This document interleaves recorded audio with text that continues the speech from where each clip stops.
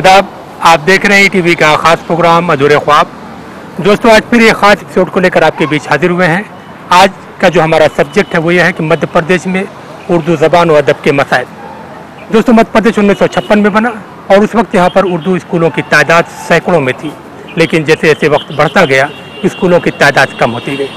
दोस्तों, आइए प्रोग्राम के पहले से हम आपको ले चलते हैं और आपको बताते हैं कि मध्य प्रदेश से उर्दू का क्या तारीखी रिश्ता है।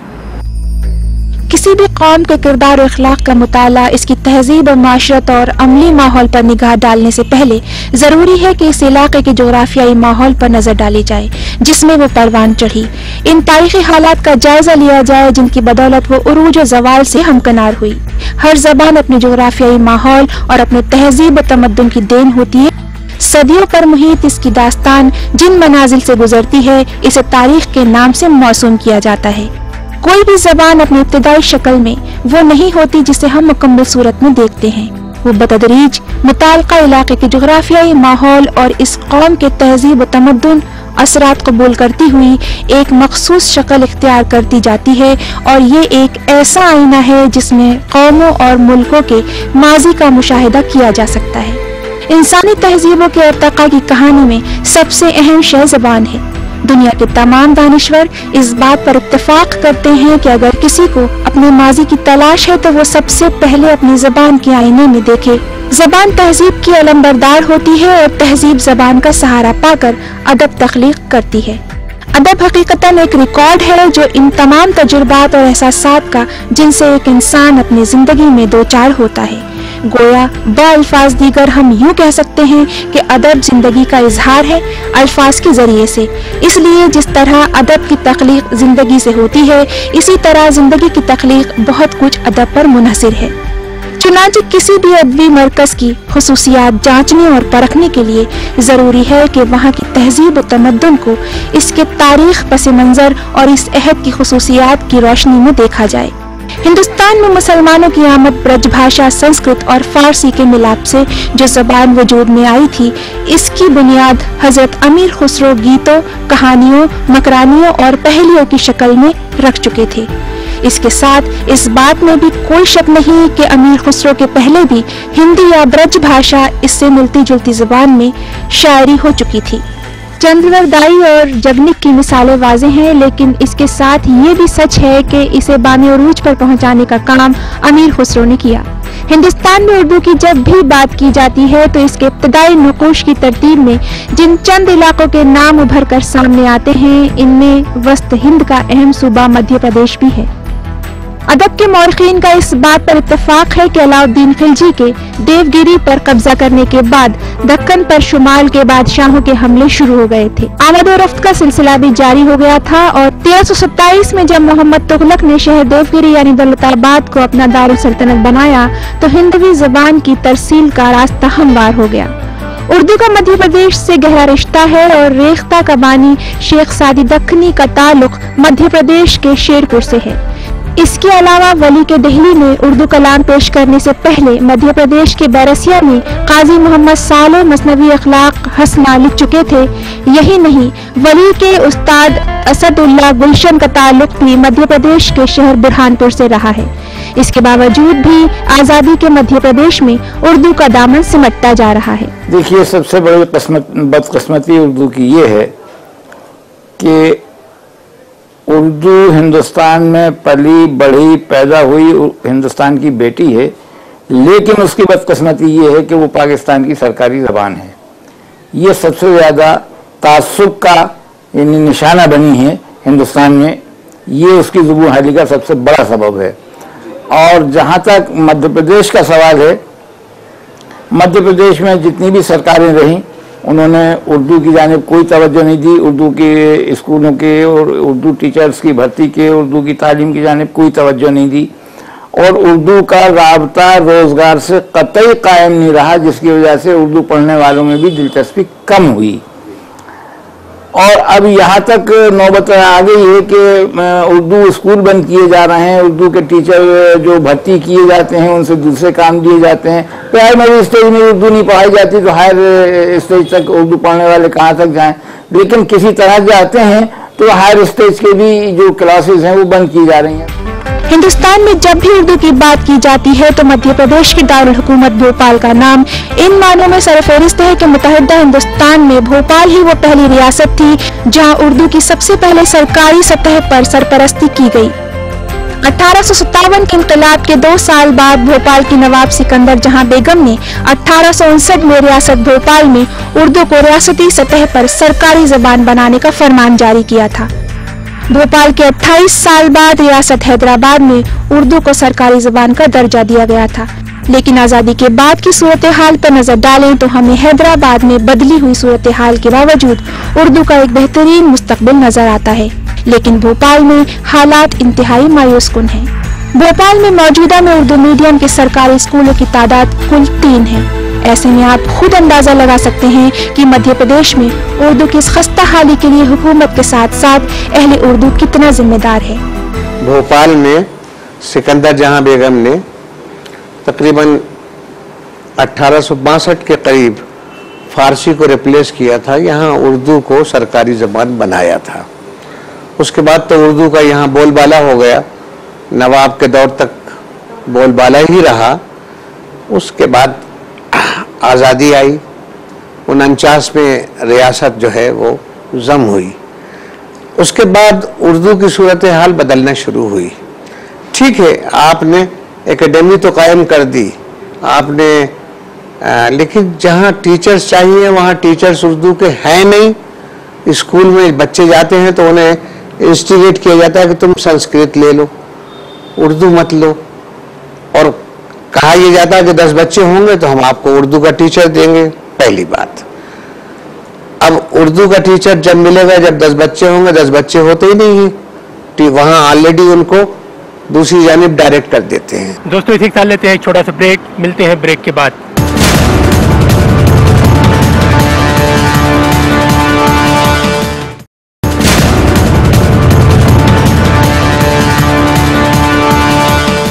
दोस्तों ब्रेक के बाद एक बार फिर आप सबका खैर मकदम और आप देख रहे हैं टीवी का खास प्रोग्राम अधूरे ख्वाब। मध्य भारत में रियासत मध्य प्रदेश का कयाम 1 नवंबर 1956 में अमल में आया और मध्य प्रदेश के कयाम के वक्त रियासत भोपाल में उर्दू मीडियम स्कूलों की तादाद 1-2 नहीं बल्कि सैकड़ों में थी। और ये वक्त था जब हिंदुस्तान में आज़ादी के बाद उर्दू के लिए हालात साजगार नहीं थे। उर्दू जो हिंदुस्तान में पैदा हुई, पली बढ़ी और जवान हुई, इसके लिए अपना मुल्क ही बेगाना हो गया था। लेकिन ऐसे मुश्किल हालात में भी मुहब्बान उर्दू और हुकूमत के मजबूत रवैये की वजह से मध्य प्रदेश क्या मुल्क में उर्दू का दायरा सिमटता गया।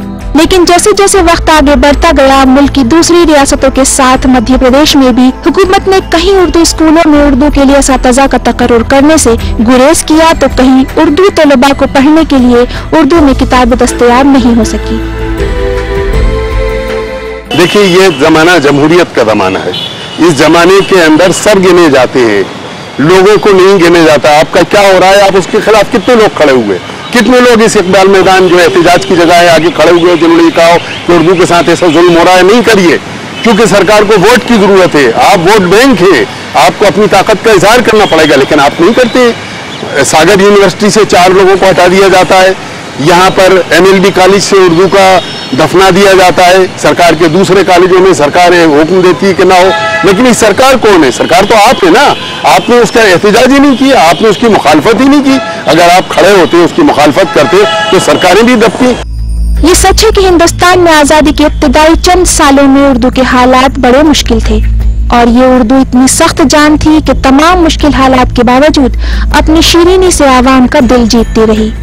1956 में जब वस्त हिंद में रियासत मध्य प्रदेश का कयाम अमल में आया तो इस सूबे में उर्दू मीडियम स्कूलों की तादाद 578 थी। यहाँ के लोगों को ये उम्मीद थी कि आज़ादी के बाद उर्दू के खिलाफ जो माहौल था अब खत्म हो जाएगा। मुल्क में मुहब्बान उर्दू की कोशिश और हुकूमत की सरपरस्ती से उर्दू एक नई बुलंदी का हामिल होगी। लेकिन मध्य प्रदेश के कयाम के बाद उर्दू के हालात साजगार नहीं हो सके। हुकूमत के दम तवज्जुही, सरकारी अफसरान के रवैये और मुहब्बान उर्दू की सरमहरी के सबब उर्दू स्कूलों की तादाद कम होने का जो सिलसिला शुरू हुआ वो अब तक बदस्तूर जारी है। मौजूदा में मध्य प्रदेश के 51 जिलों में उर्दू मीडियम स्कूलों की कुल तादाद 128 बची है। ये स्कूल भी कब तक रहेंगे इसके बारे में कुछ नहीं कहा जा सकता। सन 50 से हुकूमत ने 50 और 60 के दरमियान का अर्सा ये रहा कि उर्दू को तीसरी लैंग्वेज मान लिया, है ना। और हिकमत अमली ये रही कि 10 लड़के होंगे या 20 लड़के होंगे उर्दू पढ़ेंगे। अब 10-20 लड़के आ भी रहे हैं तो हेडमास्टर या प्रिंसिपल स्कूल का वो सोचता है कहाँ की झंझट है, हटाओ अलग, जाने दो, तो उन्हें सब्जेक्ट बदलने को मजबूर करता रहा। यानी बुनियादी उर्दू मदरसों से, स्कूलों से खारिज होती गई। मदरसे तो से मुराद मेरी सरकारी स्कूल ही है। मध्य प्रदेश में उर्दू की इस खस्ताहाली के लिए ऐसा नहीं है कि हुकूमत ही पूरी तरह से जिम्मेदार है। मध्य प्रदेश का उर्दू तबका भी इससे ज्यादा जिम्मेदार है। यहाँ का उर्दू तबका उर्दू को लेकर हुकूमत की जिम्मेदारियों की बात तो करता रहा, लेकिन उर्दू के तई इसकी अपनी जो जिम्मेदारियां हैं, इसको अदा करने के लिए इसने कभी संजीदा कदम नहीं उठाए। उर्दू स्कूलों को साल भर उर्दू में किताबें पढ़ने को नहीं मिलती हैं। उर्दू मीडियम स्कूलों में असातिज़ा हिंदी की किताबों से तर्जुमा करके उर्दू के तलबा को दरस देने के लिए मजबूर रहते हैं। लेकिन उर्दू मीडियम स्कूलों के इस अहम मसाइल के लिए मध्य प्रदेश की कई उर्दू तंजीमों ने कभी जमहूरी तरीके से सड़क पर उतरकर एहतजाज नहीं किया। उर्दू वालों के इस रवैये से सूबे में उर्दू स्कूलों और उर्दू ज़ेर तालीम को जो नुकसान हो रहा है, इसकी तलाफी मुमकिन नहीं है।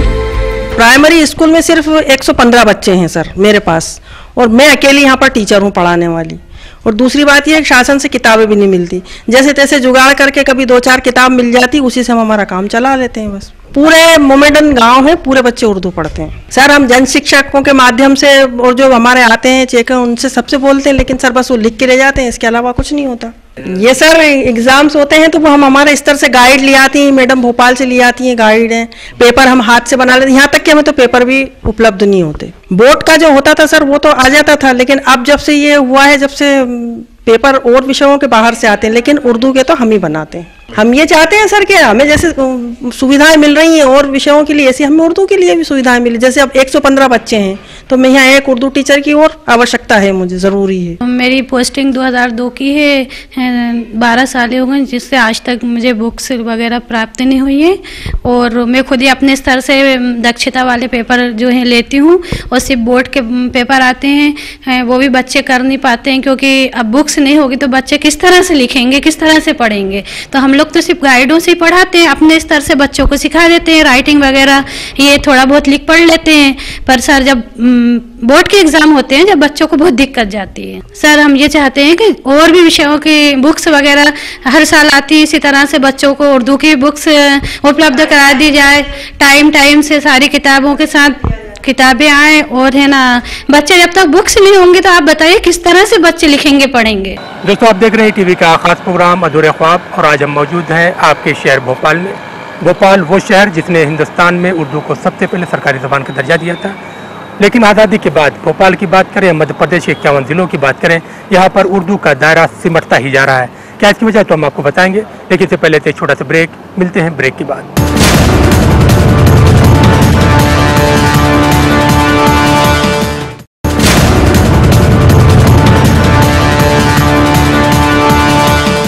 दोस्तों, ब्रेक के बाद एक बार फिर आप सबका खैर मकदम, और आप देख रहे हैं टीवी का खास प्रोग्राम अधूरे ख्वाब। हिंदुस्तान में रियासती सतह पर उर्दू को सरकारी जबान का दर्जा देने में भोपाल ने जरूरी सबकत हासिल की थी, लेकिन आज़ादी के बाद हालात बिल्कुल बदल गए हैं। यहाँ के लोग बंद एसी कमरों में उर्दू की बका की बात तो खूब करते हैं, लेकिन उर्दू की बका के लिए सड़कों पर उतरना इनकी शान के खिलाफ है। आपको हैरत होगी कि भोपाल में उर्दू की 106 अंजुमनें रजिस्टर्ड हैं, और इनके बावजूद मध्य प्रदेश में उर्दू की बका के लिए कभी सड़क पर कोई एहतजाज बुलंद नहीं होता है। इसकी एक वजह यह भी है कि पेशतर उर्दू की अंजुमनें लोगों की पॉकेट में रहती हैं, और इनका इस्तेमाल तभी करते हैं जब इन्हें इसमें अपना मफाद नजर आता है। उर्दू वाले उर्दू को लेकर जितनी फिक्र बंद कमरों में करते हैं, अगर इसका अशरा भी वो संजीदगी से अमली तौर पर काम कर दें तो मध्य प्रदेश में उर्दू का मुस्तकबिल ताबनाक हो सकता है। पहली बात तो ये तय होना चाहिए कि ये ज़बान दरअसल किसकी है, किसी एक तबके की है, किसी एक कौम की है, या यूनिवर्स है। पहले तो ये तय होना चाहिए, क्योंकि हमारे बुजुर्ग अदीब और शोरा अब ये कहने लगे हैं, बल्कि मैं समझता हूँ कि उनके लहजे की कमज़ोरी है, और उनके अपने इन्फेरिटी कॉम्प्लेक्स की भी कमज़ोरी है। तो ये कहने लगे कि नहीं, उर्दू जो है वो सिर्फ हमारी ज़बान नहीं है। अगर हमारी ज़बान नहीं है उर्दू, तो फिर हमारी ज़बान कौन सी है? हमारी ज़बान तेलुगु नहीं है, मलयालम नहीं है, पंजाबी नहीं है, राजस्थानी नहीं है और अंग्रेज़ी नहीं है, हिंदी नहीं है, तो फिर हमारी ज़बान कौन सी? हमारी ज़बान तो फारसी भी नहीं है, अरबी भी नहीं है, फिर हम हिंदुस्तानी मुसलमानों की ज़बान है कौन सी? एक ज़माना था जब हमारे यहाँ इलेक्शन करीब होते थे तो हमारे पूरे शहर में ये लहर दौड़ जाती थी और घर घर ये इत्तला पहुंचाई जाती थी कि आप अपनी मादरी ज़बान उर्दू लिखिए। मादरी ज़बान इस्तेमाल होता था यहाँ, मदर टंग। सवाल ये है कि जब ये कहा जाता था तो मादरी ज़बान तो उर्दू हुई, और मुसलमानों से ही कहा जाता था, गैर मुस्लिमों से नहीं कहा जाता था। आज मौजूदा दौर में भी यही हाल है कि अब कोई ये नहीं कहता कि आप अपनी मादरी ज़बान जो है उर्दू लिख पाइए। मध्य प्रदेश में उर्दू मीडियम स्कूलों की बात करें तो मायूसी की हालत में सबसे बेहतर सूरत हाल निमाड़ में है। निमाड़ की जिले बुरहानपुर, खंडवा, खरगोन के बाद मालवा में उर्दू मीडियम के स्कूल दिखाई देते हैं। ग्वालियर डिवीजन, बुंदेलखंड, महाकौशल में भी उर्दू मीडियम के स्कूल तो हैं, लेकिन इनके हालात बहुत खस्ता हैं। महाकौशल में उर्दू मीडियम के जो भी स्कूल हैं वो हमें जबलपुर में ही दिखाई देते हैं। बाकी अजलाह में उर्दू के हालात साजगार नहीं हैं। जबलपुर में गुज़िश्ता 30 सालों में 70% उर्दू मीडियम स्कूल हुकूमत की सर्द महरी के सबब बंद हो गए हैं। ऐसे में उर्दू मीडियम तलबा की लाख ख्वाहिश के बावजूद उर्दू मीडियम स्कूलों और उर्दू जरिए तालीम का ख्वाब अधूरा दिखाई दे रहा है। मध्य प्रदेश जो है ये 4 सूबों से मिलकर बनाया गया है। विंध्य प्रदेश का इलाका, मध्य भारत का इलाका, महाकौशल का और भोपाल का। इनमें भोपाल इलाका ऐसा था जहाँ पर उर्दू का चलन था और उर्दू सरकारी जबान थी। लेकिन मध्य प्रदेश के दूसरे इलाकों में भी, मसलन जबलपुर था, मसलन ग्वालियर था, मसलन इंदौर था, जावरा था और आपका वेस्ट निमाड़ था, यहाँ भी उर्दू का काफ़ी चलन था। बल्कि आपको ये सुनकर हैरत होगी कि भोपाल में उर्दू को सरकारी जबान हैदराबाद से भी पहले बनाया गया। 1859 में 59 सिकंदर जहां बेगम के ज़माने में यहाँ फारसी के बदले उर्दू को सरकारी जबान किया गया। सारे क़वानीन उर्दू में बनाया गया और इसी के साथ साथ एक दस्तावेज भी तैयार की जिसके मुताबिक यहाँ उर्दू में काम काज करने की सलाहियत लोगों में पैदा हो सके। हिंदुस्तान में 70 की दहाई को उर्दू के लिए खुशगवार तस्लीम किया जाता है। यही वो दहाई है जब मुल्क में उर्दू की सरपरस्ती के लिए हुकूमत की सतह पर उर्दू अकादमियों के क़याम का सिलसिला शुरू हुआ। मध्य प्रदेश में भी 1976 में उर्दू अकादमी क़याम अमल में आया, लेकिन अपने क़याम से लेकर आज तक उर्दू अकादमी फंड की कमी से मुश्किल में है। फंड की कमी के चलते मध्य प्रदेश उर्दू अकादमी आज तक मध्य प्रदेश में उर्दू के काज का वो काम नहीं कर सकी जिसके लिए सूबे में उर्दू अकादमी का क़याम अमल में आया था। यही नहीं, अपने क़याम से लेकर आज तक अकादमी कई इदारों में मुंतकिल हो चुकी है। कभी इसको महकमा एजुकेशन के तहत, तो कभी महकमा कल्चरल के तहत, तो कभी अक़लियती बहबूद से मुंसलिक किया गया। गुज़िश्ता साल से एक बार फिर अकादमी को महकमा अक़लियती बहबूद से महकम कल्चरल में जम करने की कवायद जारी है और इससे उर्दू के काज को जो नुकसान पहुंच रहा है, इसके लिए उर्दू की अंजुमन मुत्तहिदा नहीं दिखाई दे रही हैं, जिसके सबब में मध्य प्रदेश में न सिर्फ अकादमी के क़याम के काज को नुकसान पहुंच रहा है, बल्कि अकादमी में सिर्फ मुलाजमीन की तनख्वाह बनकर रह गई है। इसके बावजूद कहीं अकादमी के मुलाजमीन हड़ताल करते दिखाई देते हैं, तो कहीं उर्दू वालों का इस बात के लिए रोना है कि उन्हें ऐलानात के बावजूद इनामात नहीं दिए जा रहे हैं। कोई भी एकेडमी कायम करने से कोई ज़बान को फ़रोग नहीं मिलता जब तक कि उसको बाकायदा अच्छा बजट न मिले। मध्य प्रदेश में उर्दू एकेडमी का बजट इतना है कि सैलरीज हो जाएं और थोड़ा चुटपुट काम हो जाए, बस। बुक्स की पब्लिशिंग, मुशायरे, सेमिनार, उर्दू टीचर्स को कुछ इमदाद, उर्दू शायरों अदीबों की इमदाद, ये कुछ होता नहीं है। तो इसलिए मध्य प्रदेश में सूरत हाल बहुत ख़राब है। दोस्तों, मध्य प्रदेश में उर्दू स्कूलों की सूरत हाल पर आधारित ईटीवी का खास प्रोग्राम अधूरे ख्वाब का पहला हिस्सा यहीं पर ख़त्म होता है। अगले हफ्ते उर्दू स्कूल, उर्दू की हायर एजुकेशन के साथ साथ मध्य प्रदेश में उर्दू तालीम और उसके रोज़गार के मसाइल पर आधारित एक खास प्रोग्राम लेकर आपकी खिदमत में हाजिर होंगे। दोस्तों, हमारा प्रोग्राम यहीं पर ख़त्म होता है। हमारा प्रोग्राम आपको कैसा लगा, आप अपनी राय हमें इस पते पर लिख भेजिए।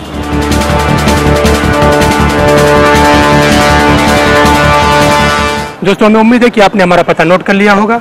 अगले हफ्ते फिर एक खास एपिसोड साथ आपकी खिदमत में हाजिर होंगे। तब तक के लिए टीम के साथ मेहताब आलम को दीजिए इजाज़त। खुदा हाफ़िज़।